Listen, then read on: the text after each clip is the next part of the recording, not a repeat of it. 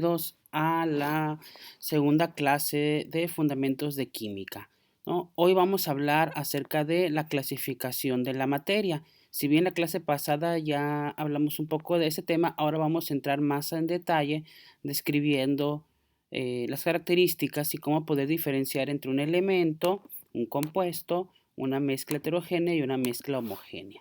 Primero que nada tenemos lo que es el elemento, la unidad más básica y más sencilla de la materia. No se puede, digamos, dividir, obtener algo más sencillo que un elemento. Si rompiéramos o dividiéramos el átomo a algo más sencillo que un elemento, pues ya no tenemos la materia con sus propiedades como la conocemos, ¿no?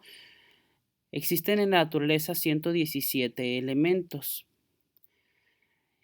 Y bueno, dicho de otra manera, también se puede decir que existen 117 átomos diferentes, ya que cada elemento es único e irrepetible. Y de otra manera, pues diciendo también, cada elemento está representado por un átomo. En este esquema sería pues esta ruedita, esta pelotita que vemos aquí, ¿no? Como vemos, pues cada elemento es único, es irrepetible. Y en el cobre, si nosotros acercáramos la vista y pudiéramos pues observar a un nivel mucho más pequeño que el microscópico, a un nivel atómico, pues en el cobre observáramos esto. Cada uno de estos pues es un átomo del elemento cobre. Unidos entre sí, miles y millones se unen entre sí, pues para formar algo ya macroscópico, algo observable como esto que está aquí, ya que es una tubería de cobre. Entonces, pues recapitulando, el elemento pues es la unidad más básica de la materia, sobre la cual no puede descomponerse en una sustancia más sencilla, ¿no? Si destruimos el átomo, pues destruimos la materia. Y pues a veces se emplean de manera similar átomo y elemento, pues ya que los mismos 117 elementos existen, pues son 117 átomos diferentes. En el caso del cobre, pues este es cobre puro, por eso está hecho de pues puros átomos de cobre, ¿no? Por otra parte tenemos lo que es compuesto. Un compuesto es la unión de dos o más átomos. En el caso de este ejemplo veremos el azúcar, ¿no? El azúcar pues es un compuesto porque está pues precisamente compuesto de varios átomos. Esto que está aquí pues es una molécula de azúcar. Está hecha de átomos de oxígeno, de hidrógeno y de carbono aquí en negrito, ¿no? Y bueno, pues ya a nivel macroscópico es observable porque pues cuando se juntan demasiadas moléculas de azúcar, 1, 2, 3, 4, pues ya se puede observar cuando son millones, pues la sustancia, ¿no? En este caso. Pero recapitulando, pues es un compuesto porque es la unión de más de dos átomos, ¿no? Entre sí. Por otra parte, pues, bueno, estas son consideradas sustancias puras, ¿no? Por otra parte, aquí tenemos mezclas ya sea heterogéneas u homogéneas. Una mezcla heterogénea, sus componentes, que también sean, de hecho, son compuestos, son observables a simple vista en cuanto a que podemos distinguir sus componentes separados, ¿no? Por ejemplo, aquí tenemos lo que viene siendo agua. Agua H2O es un compuesto porque está hecho de varios elementos, de varios átomos de elementos. Aquí tenemos el oxígeno, aquí el hidrógeno y aquí el hidrógeno, por eso es H2O. Entonces, aquí tenemos una molécula de agua, una molécula del compuesto agua, otra molécula del compuesto agua, muchísimas del compuesto agua, ¿no? Que ya cuando tenemos pues millones ya es observable, ya a ciertas temperaturas, pues es observable en estado líquido, ¿no? Y esta molécula largota que vemos aquí, pues es una molécula de aceite, de ácido graso, ¿no? Mejor conocido como ácido graso químicamente o aceite, aceite vegetal. Entonces, pues esta es una molécula de aceite y acá tenemos otra molécula de aceite, ¿no? Formando compuestos porque pues es la unión de dos o más átomos, ¿no? Aquí vemos que el aceite pues tiene hidrógeno, carbono y oxígeno también. Sin embargo, en esta mezcla es heterogénea porque podemos distinguir dónde está el agua y donde está el aceite separado a simple vista. Entonces, cuando podemos distinguir los componentes en una mezcla, pues de varios componentes o compuestos, y los vemos con detenimiento dónde está uno y dónde está el otro, pues es una mezcla heterogénea, ¿no? Y el otro caso de las mezclas sería una mezcla homogénea. Este es un vaso de refresco o de soda. En este caso, pues el vaso de refresco de soda pues también tiene bastantes componentes. Tiene agua, aquí está H2O, compuesto agua, una molécula de agua que tiene hidrógeno, hidrógeno, oxígeno, están unidas más de dos átomos. Dos o más, mejor dicho, porque también hay moléculas de dos átomos. Tenemos azúcar, de hecho, el compuesto azúcar que vemos aquí, pues está repetido aquí también, ¿no? Con carbonos, hidrógenos y oxígenos, ¿no?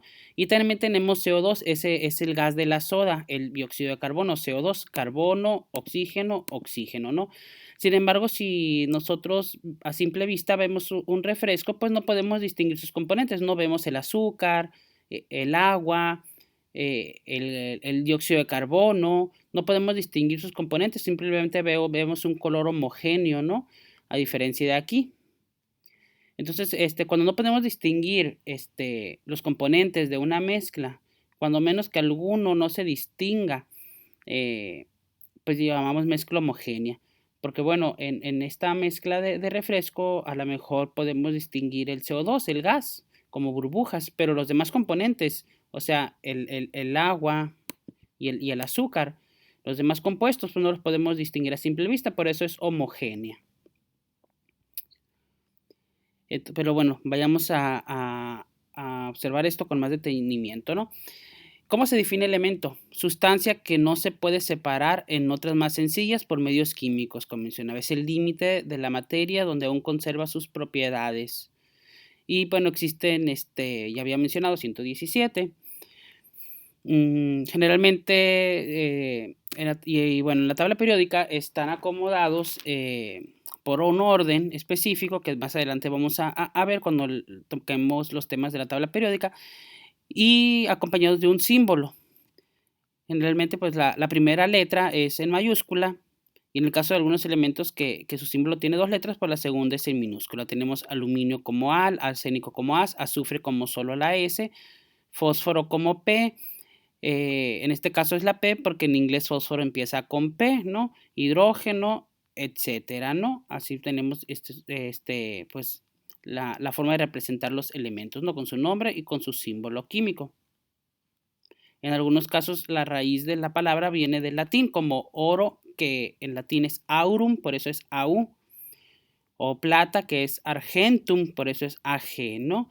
Pero hay elementos pues, que se descubrieron posteriormente y se les puso otros nombres pues, más modernos. Y bueno, estos son los 117 elementos que existen. No toda la materia, sea orgánica o inorgánica, pues está hecha de los mismos bloques o elementos estos, pues mezclados entre sí, mejor dicho, unidos químicamente entre sí, ¿no? No mezclados, unidos químicamente entre sí, forman enlaces químicos entre sí y ya pues forman las demás moléculas, tanto orgánicas como inorgánicas, de los que está hecha pues toda la materia en la Tierra, ¿no? En la tabla periódica los elementos pues están acomodados por grupos que van desde el grupo 1 hasta el grupo 8A, de los gases nobles, ¿no? Que son un caso pues muy peculiar y muy característico que ahorita vamos a explicar el caso de los gases nobles. Bueno, repasando lo que mencionaba ahorita, el grupo de los gases nobles es el grupo llamado en la tabla periódica 8A, está hacia el extremo derecho de la tabla periódica. Y estos son los únicos elementos que en la naturaleza se encuentran como átomos aislados, o sea que realmente están solos, sencillos, no se unen a otros átomos ni se unen entre ellos mismos. Siempre en los gases nobles va a estar un solo átomo del elemento helio, un solo átomo del elemento neón, un solo átomo del elemento argón, un solo átomo del elemento criptón y con lo mismo con xenón y radón, ¿no? Van a estar aislados siempre, solos, de uno solo, no van a formar enlaces con otros ni con ellos mismos siquiera, en este caso. Ahora, un compuesto, como vimos anteriormente, pues es una sustancia que está formada por átomos de dos o más elementos. que están unidos químicamente, pues por enlaces químicos, y en proporciones fijas. Proporciones fijas significa que el compuesto siempre va a tener la misma fórmula. Aquí tenemos agua. Agua es H2O, dos átomos de hidrógeno, uno de oxígeno, forman lo que viene siendo el compuesto agua. Elementos de elemento hidrógeno, elemento oxígeno forman lo que es el compuesto agua. ¿Y por qué en proporciones fijas? Porque siempre todas las moléculas de agua H2O pues van a ser iguales. Dos hidrógenos y un oxígeno. Tenemos también moléculas más complejas, incluso hay moléculas que tienen 3 o 4 elementos diferentes unidos entre sí. Y otra, pues por ejemplo, también puede ser el sulfuro de hierro, donde se une hierro y azufre. En este caso, pues también el elemento hierro y el elemento azufre se unen y la unión de dos o más elementos unidos químicamente, pues es un compuesto, ¿no? El sulfuro de hierro, donde pues también se presentan varios átomos tanto de hierro como de sulfuro. Ahora vamos a revisar un poco estos conceptos. Aquí nos pregunta cuál de los siguientes diagramas representa elementos y cuál representa compuestos. Supongamos que cada esfera de color o esfera truncada representa un átomo. Pues habíamos quedado que los elementos son cuando se presentan los mismos átomos, ¿no? Ya que todos los átomos de un elemento son iguales. Entonces, pues las únicas imágenes donde se pueden observar que son los mismos átomos unidos, ya sea sencillos o unidos entre ellos mismos, pues es el inciso B, ¿no? Donde todas las esferas moradas son iguales entre sí. Entonces se podría decir que es un elemento aislado y solo, ¿no? Y en D, pues también tenemos que esta molécula pues está compuesta del mismo elemento también, ¿no? No hay ningún otro elemento unido con ella, son los mismos átomos, entonces también se podría considerar elemento, ¿no? Y como compuesto, pues es la unión de dos o más átomos. Aquí tenemos la unión de tres átomos diferentes, con dos elementos diferentes. Entonces un compuesto pues también es la unión de dos o más elementos. El elemento que está representado en verde, el elemento que está representado en rojo, pues este es un compuesto, ¿no?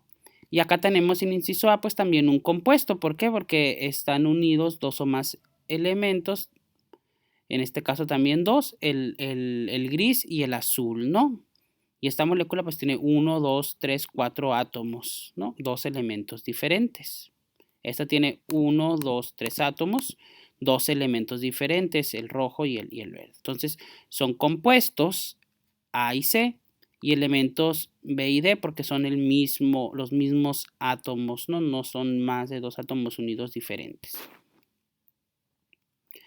Y el término molécula, ahorita me han estado escuchando decir molécula. Bueno, cuando se unen al menos dos átomos, ya sean iguales o diferentes, pues son moléculas, ¿no? Por ejemplo, podemos tener moléculas de elementos. Habíamos dicho el oxígeno es un elemento, el hidrógeno es un elemento, el nitrógeno es un elemento, el cloro es un elemento. Pero en la naturaleza se encuentran unidos de dos en dos. Se encuentran como O2, H2, cloro 2. Entonces, pues cuando están unidos dos átomos, sean iguales o diferentes, pues es una molécula, pero es una molécula de elementos porque son el mismo elemento, ¿no? Unido entre el mismo. Incluso el oxígeno son tres, el ozono, perdón, son tres oxígenos, pero sigue siendo el elemento oxígeno. Y pues tenemos moléculas de compuestos. Un compuesto pues es la unión de dos o más elementos y aquí sí son diferentes entre sí. Tenemos el cloruro de sodio, que es sal común, que es la unión del elemento cloro y el elemento sodio. Tenemos el ácido clorhídrico, que es la unión de cloro e hidrógeno, entonces son elementos diferentes unidos entre sí, pues es una molécula de un compuesto, ¿no?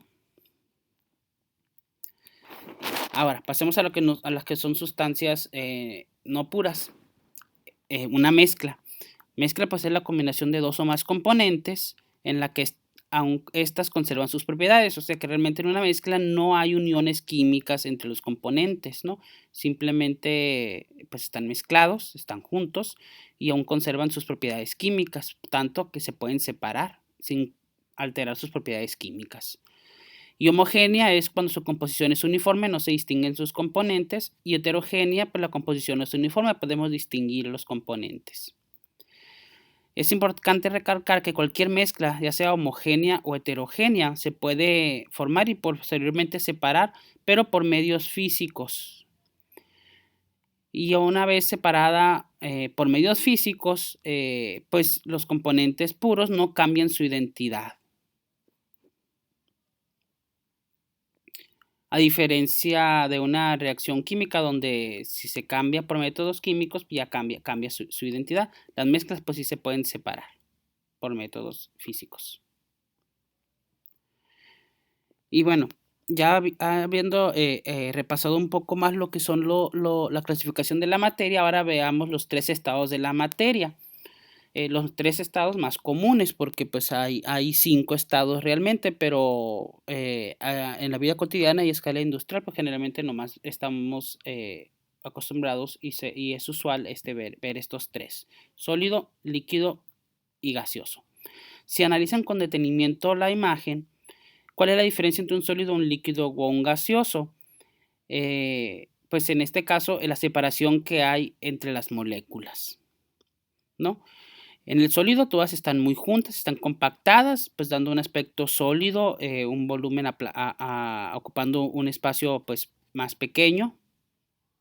En el líquido pues están un poco más desparramadas, más separadas entre sí, digamos que a una distancia intermedia entre el sólido y el gaseoso, porque en el gaseoso las moléculas tratan de separarse y ocupar el mayor volumen posible a tal grado de llenar el recipiente donde están, ¿no? Se dispersan sus moléculas.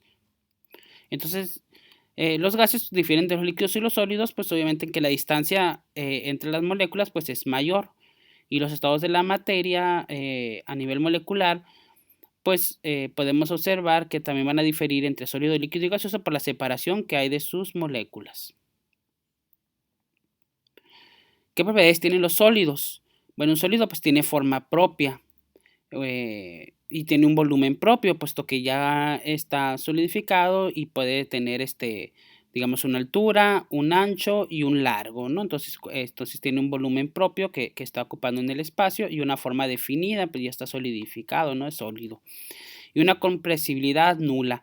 Eso significa pues que un sólido no puede compactarse o comprimirse más de lo que ya está, ¿no?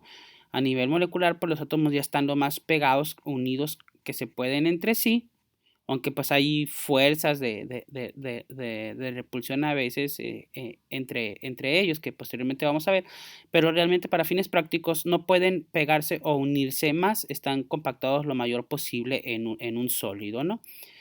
Y bueno, fuerzas intermoleculares, que también es algo que vamos a ver en las próximas clases.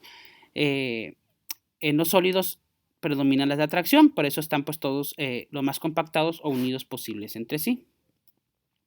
Ahora vayamos a un líquido. El líquido pues no tiene forma propia, se adapta al recipiente, lo pueden poner en un vaso y adquiere la forma del vaso, lo pueden poner en un plato y adquiere una forma pues del plato más desparramada. Entonces la forma es adaptable al recipiente que lo contiene. Puede haber un derrame incluso y se va a esparcir pues el líquido, pero va a llegar hasta una frontera bien definida. Y el volumen pues también tiene un volumen propio. ¿Por qué? Porque pues dependiendo si lo ponemos en un vaso, pues vamos a saber que ocupa un volumen de 50 mililitros o de 1 litro, por ejemplo. Pero no se puede comprimir. Llenen una botella de agua, por ejemplo, y traten de comprimir ese líquido más. Jamás se va a poder, ¿no? Nunca el volumen de un líquido de 1 litro, pues vas a poder meterlo en uno de medio litro por más fuerza que hagas, ¿no? Es como un sólido en ese aspecto. No puede comprimirse o bajar, o digamos que, pues bajar su volumen, ¿no? Y aquí las fuerzas intermoleculares, hay tanto de atracción como de repulsión, están más o menos igualadas, ¿no? Por eso pues pueden adquirir, digamos, un espacio intermedio entre lo que viene siendo un sólido y un gas. Y ahora pasemos al estado gaseoso. Al igual que el líquido, su forma se adapta al recipiente que lo contiene. Lo podemos tener en un tambo, en un aerosol, en un bote, en un globo, y en la forma que va a tener es la del recipiente que lo contiene, ¿no? Y el volumen, pues ocupan el mayor volumen posible, van a tratar de esparcirse hasta las fronteras realmente del recipiente que los contiene, ¿no? Y a esta diferencia del líquido y el sólido, sí se puede comprimir, su compresibilidad es alta. Se puede hacer un experimento muy sencillo. Meten un líquido a la jeringa y traten de empujar el émbolo, realmente tapando lo que viene siendo la salida. Realmente no van a poder comprimir el líquido más mililitros de lo que ya está aquí ocupando este espacio. Pero háganlo con un gas. Con un gas, si ejercen una fuerza, una presión, pues van a poder comprimir ese gas. Obviamente, pues van a ejercer, como mencioné, una fuerza, y a lo mejor posteriormente, si sueltan esto, pues se va a devolver el émbolo, pero la materia que está aquí, realmente las moléculas las pudieron acercar más entre sí. Y eso pues es comprimir un gas, ¿no? Un gas, por ejemplo, que esté en un recipiente, en un pistón, que lo pueda comprimir, las moléculas se van a pegar más entre sí, y en el estado gaseoso, pues es posible hacer que un gas pues ocupe un espacio más pequeño, si así lo queremos. De hecho, los gases que están para cocinar, comprimidos, y en las pipas también, en los tambos de gas y en las pipas, este, pues para ser factible, ya se encuentran comprimidos. ¿Para qué? Pues para que quepa más cantidad de materia, más gas en un volumen más pequeño. Y en este caso las fuerzas intermoleculares son de expansión, siempre van a tratar de estar separadas entre sí y ocupar pues el mayor espacio posible que haya, ¿no? En el recipiente que los contenga. Ahora, estos tres estados de la materia pues son intercambiables, algo que se conoce como cambio de estado. El cambio de estado entre sólido y líquido se llama fusión. Viene de un poco de la palabra de fundir la materia, ¿no? Pueden tener hierro o fierro, mejor dicho, como elemento de la tabla periódica. Y si lo calientan demasiado a altas temperaturas, a miles de grados, va a pasar del estado sólido pues al estado líquido, ¿no? Entonces se dice que se funde, o alcanza su punto de fusión. En el agua, pues también lo tenemos a 0 grados en estado sólido. Puede pasar a estado líquido, pues si elevamos la temperatura arriba de 0 grados, ¿no? Y la temperatura en la que ocurre esta transición se denomina pues punto de fusión, cuando pasa la materia de estado sólido a líquido. Tenemos también el cambio de líquido a gas, que no ha hervido agua. El agua en estado líquido, cuando alcanza 100 grados, pues pasa a vapor de agua. Y ojo, pues este es un cambio físico, como mencioné, no un químico. Esto es H2O en forma de agua, esto es H2O en forma de vapor, en forma de gas. No ha cambiado químicamente, sigue siendo 2 hidrógenos y un oxígeno. Y obviamente pues a la temperatura a la que pasa esta transición de líquido a gas se le conoce como punto de ebullición del líquido. Tenemos otros tipos de cambios en los estados de agregación de la materia. Uno llamado condensación, que es cuando pasa de gas a líquido. ¿Quién no ha observado que cuando tiene una botella de agua helada o un vaso de agua helada y lo saca a temperatura ambiente, en el interior en el exterior del vaso empiezan a formarse gotas de agua en el exterior de la botella? ¿Y de dónde viene esta agua? Realmente esta agua pues no viene del interior, no es por una fisura del plástico o del vidrio que se esté derramando.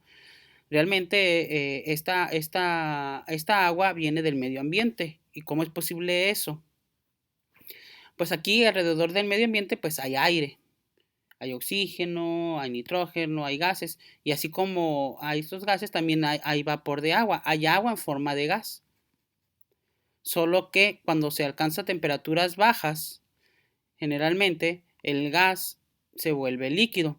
Como el agua en su interior y el recipiente está creando aquí un microclima más frío que el medio ambiente alrededor, pues el vapor de agua, el agua que está en forma de gas aquí en el medio ambiente, debido al frío del interior se empieza a formar como agua líquida aquí alrededor.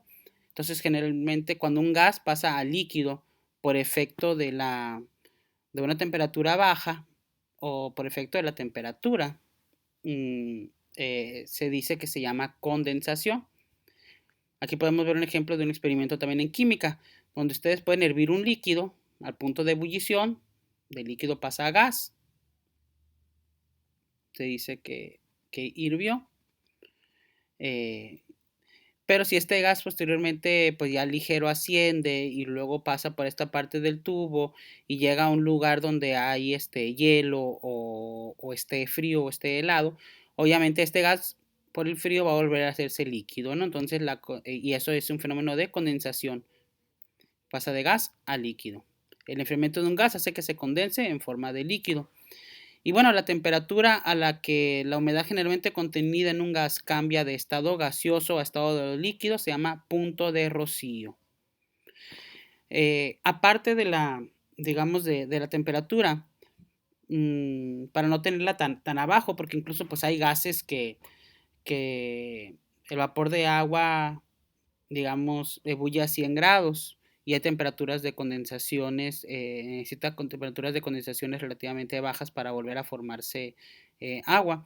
Sin embargo, hay gases que necesitan mucho frío para estar en estado líquido. Tenemos un ejemplo, el nitrógeno líquido. El nitrógeno líquido necesita temperaturas, alcanza temperaturas de aproximadamente 176, 175 grados bajo cero, si no me equivoco, pueden checar el dato, pero pues son temperaturas menores a 170 grados bajo cero. Pero bueno, hay formas de pasar de gas a líquido sin necesidad de bajar mucho la temperatura, y eso es aplicando presión. Cuando por medio de presión forzas a que a una temperatura pues relativamente ambiente, como la que puede estar un aerosol en spray o un tambo de gas LP, a que esté en forma a lo mejor de líquido ese gas para que quepa más en su interior, a ese estado se le llama, cambio de estado se le llama licuefacción. ¿Y cómo logras eso? Pues aplicando presión, ¿no? Aquí comprimes el gas para que quepa mucho más en el interior y se puede ver que en el interior pues ya está tan juntas las moléculas en sí pues que pasan ahora a ser estado líquido. Cuando se liberan a la atmósfera pues tienen mucho espacio para esparcirse por la atmósfera, pues ya salen en forma de gas, ¿no? Entonces cuando forzamos de gas a líquido, pero no por la temperatura, sino por ejercer una gran presión, una sobrepresión, se llama licuefacción a ese cambio de estado de agregación de la materia. Tenemos también solidificación, cuando es el paso del líquido a sólido. También generalmente logrando temperaturas frías se puede lograr esto. Y el punto de solidificación pues es la temperatura a la que un material pasa de líquido a sólido. En el caso del agua pues son 0 grados centígrados para que se empiece a solidificar. Y el último cambio de esta agregación es la llamada sublimación, el cambio de sólido a gas. Naturalmente, y bueno, generalmente en la mayoría de los casos, para que se pase de sólido a gas, primero se pasa por la fase líquida. Si tenemos un cubo de hielo en estado sólido que alcanza temperaturas ya mayores a 0 grados, pues este empieza a derretirse, alcanza su punto de fusión, se funde y se hace estado líquido. Y si seguimos elevando la temperatura, a tal grado que la ponemos en fuego para que alcance los 100, pues pasa a estado gaseoso. Aquí podemos ver los tres estados, ¿no? Con los cambios. Sin embargo, hay materia que pasa directamente del estado sólido al gas sin pasar por la fase líquida. Un ejemplo es el hielo seco, también llamado CO2. Este material que se usa como refrigerante está bastante helado.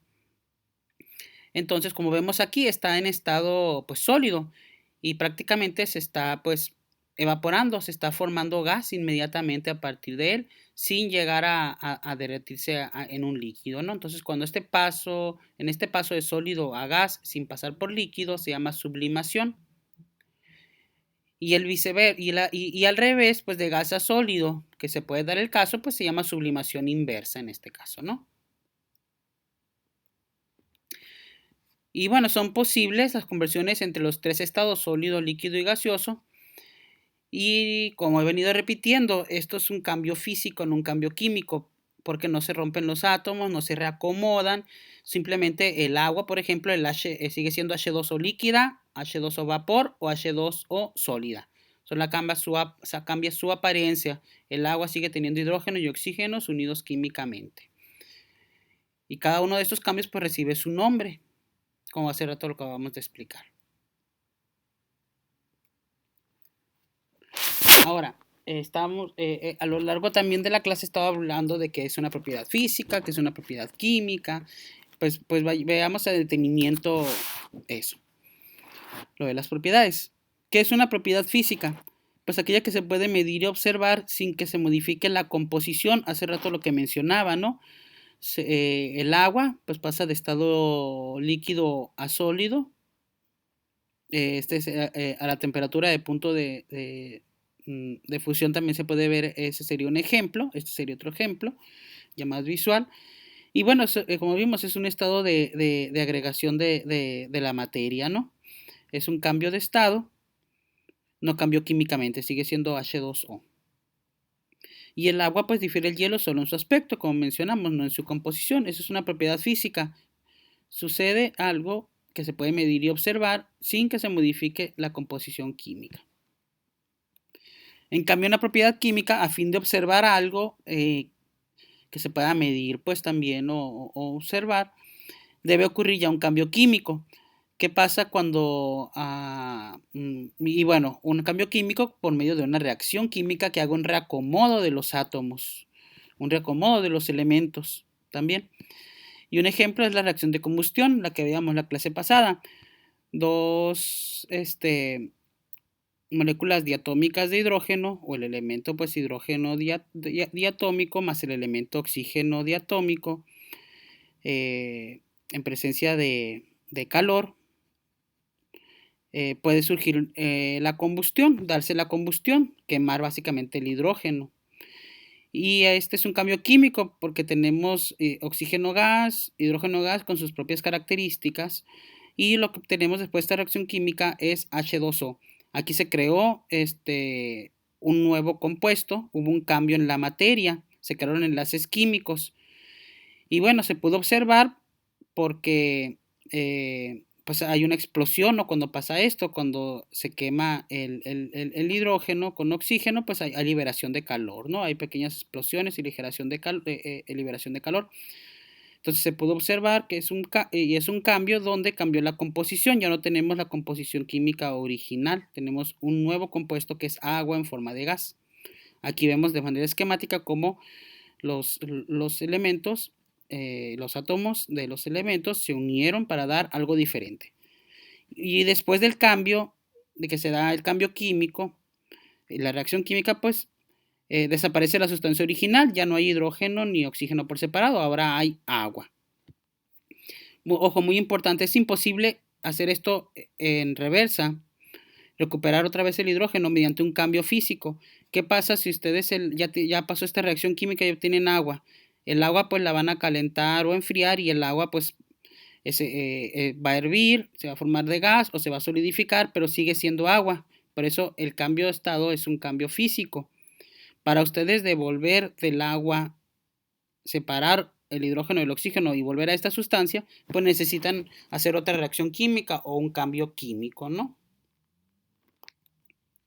Ahora pues vayamos a revisar otra vez estos conceptos, ¿no? Aquí tenemos 4 opciones, 4 incisos. El diagrama A muestra un compuesto integrado por átomos de 2 elementos.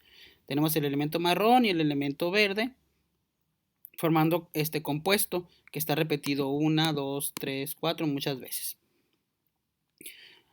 Y acá en el inciso D pues también tenemos, si se dan cuenta, el mismo compuesto. El compuesto está hecho por dos átomos de 2 elementos diferentes, como habíamos dicho, el marrón y el verde. Pues aquí tenemos también el marrón y el verde en una molécula, el marrón y el verde en una molécula, el marrón y el verde en una molécula de este compuesto. Y son los mismos entre el A y el D. Solamente lo que difiere pues la separación que hay entre ellos. Podríamos asumir que esto es un líquido porque no está tan compactado como un sólido, y este es un gas porque están más separados entre sí.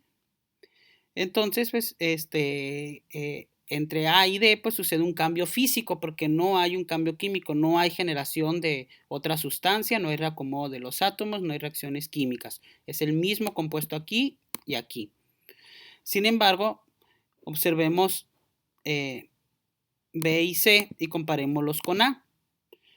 Aquí está el compuesto, pues como mencionamos, unido por dos átomos diferentes, marrón y verde. Y aquí en el inciso B tenemos ya un cambio, ¿no? Porque ahora los verdes se unieron entre sí y los marrones se unieron entre sí. Entonces aquí realmente hay un cambio químico, ya hubo un reacomodo, ya no es el mismo compuesto este que este, ¿no? Ya hubo rompimiento de enlace, formación de otro enlace y es otro compuesto, es materia diferente, ¿no? Y si comparamos A con C, pues también hubo un cambio químico a tal grado de que se separaron los átomos y ahora están cada elemento individual separado por sí mismo. Entonces aquí también entre A y C hubo un cambio químico, un cambio en la composición. Entonces, pues esto es un cambio químico. Entre A, B y A y C es cambio químico. Y entre A y D es un cambio pues físico porque no cambió la composición de la materia. Y bueno, al igual la materia posee también propiedades que pueden medirse. Y las propiedades se pueden dividir en propiedad extensiva o propiedad intensiva. Pero bueno, ¿qué es una propiedad extensiva? Pues propiedad extensiva es un valor medido que nos va a dar un instrumento de medición. Por un instrumento de medición podemos medir la masa, el peso, ¿no? Podemos medir la temperatura, podemos medir muchas variables. Pero cuando el valor medido depende de la cantidad de materia que hay, se llama propiedad extensiva. El ejemplo más significativo es la masa. Si tenemos una pelota de 1 kilo de masa y una pelota de 1 kilo de masa, y sumamos las dos pelotas y lo pesamos, pues si lo pesamos aquí en la Tierra va a pesar lo mismo, ¿no? Porque peso y masa es diferente. Luego en otra clase podemos explicarlo. Pero bueno, si sumamos 1 kilo de masa de una pelota y 1 kilo de masa de otra pelota, al final vamos a tener 2 kilos de masa. En realidad el valor que tenemos depende pues de la cantidad de materia, ¿no? Que en este caso pesa 1 kilo, la suma de dos en una balanza pues nos va a dar un peso de 2 kilos, ¿no? En cambio, propiedad intensiva es cuando el valor medido arrojado por un instrumento no depende de cuánta materia estemos considerando, no interviene la cantidad de materia. Un ejemplo puede ser al combinar dos líquidos. Tenemos dos líquidos, tenemos medio litro de un líquido a 30 grados centígrados, medio litro del mismo líquido en otro vaso a 30 grados centígrados y lo juntamos entre sí. Entonces, al juntarlos entre sí, pues obtenemos 1 litro, ¿no? De volumen. Sin embargo, la temperatura sigue estando a 30 grados centígrados. Entonces, independientemente de que ahora la materia es más, porque mezclamos medio litro y tenemos pues más materia, ¿no? La temperatura en este caso no se incrementó. Entonces la temperatura no depende de la cantidad de materia. La temperatura, por lo tanto, es una propiedad intensiva. La temperatura de nuevo y mayor volumen de agua será la misma que en los dos matraces por separados. Nosotros separamos esto otra vez a la mitad y la mitad y no se van a hacer 15 grados aquí, 15 grados acá, ¿no? Si separamos esto de 30 grados, va a seguir estando a 30 grados este vaso, a 30 grados este otro, pues, aunque la cantidad de materia pues, va a ser menor, ¿no? A diferencia de la extensiva, donde en este caso la masa sí influye en la cantidad de materia. ¿Por qué? Porque 1 kilo de peso más 1 kilo de peso al juntarlos ahora es 2 kilos. Pues muy directo este ejemplo, ¿no? Aquí como se ve 1 más 1 pues igual a 2. Y bueno, eso sería toda la clase de hoy. Espero pronto subir el video del tercer tema. Y bueno, sería todo. Muchas gracias por su atención.